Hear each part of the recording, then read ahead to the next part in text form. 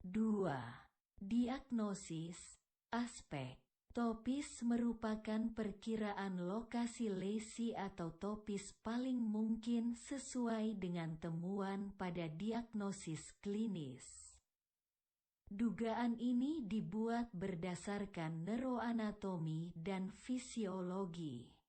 Suatu analisis secara neurologi yang dibuat tanpa melihat pemeriksaan radiologi sebelumnya.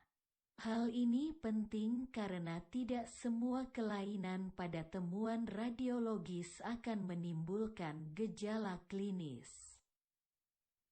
Bisa jadi keluhan yang dirasakan pasien belum sesuai pemeriksaan radiologi yang ada. Adapun pemeriksaan radiologi berguna untuk memberikan, bukan sebagai acuan utama dalam membuat diagnosis topik tersebut. Topi diagnosis akan membantu menentukan diagnosis kerja, bahwa lesi di daerah tertentu biasanya disebabkan oleh patologis tertentu. Misalnya, sakit kepala yang disertai gangguan lapang pandang hemiopia bitemporal merupakan gejala khas di daerah sela yang biasanya akibat tumor sela, seperti adenoma hipofisis. Diplopia akibat paresis NV disertai paresis N7 perifer sisi yang sama, tanpa adanya gejala lain. Tunjukkan topis berupa lesi kecil di daerah pons yang umumnya disebabkan oleh stroke. 3. Diagnosa, aspek. Patologis analisis ini biasanya ditentukan dari gambaran patologi anatomi.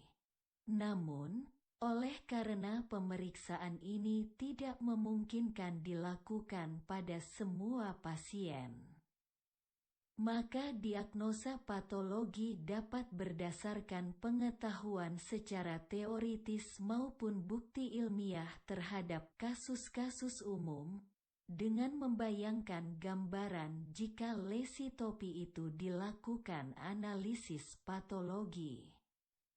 Sebagai contoh pada kasus tumor intrakranial dengan gejala klinis hemianopia bitemporal dan gangguan endokrin, maka diagnosis patologis yang dapat dibayangkan adalah adenoma hipofisis.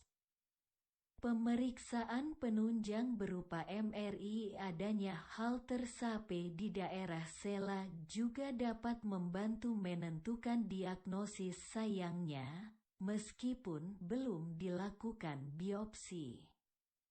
Contoh lain, pada kasus stroke iskemik, maka diagnosis patologinya adalah infak parenkim otak, meningitis yaitu peradangan, dan multiple sklerosis berupa demielinisasi.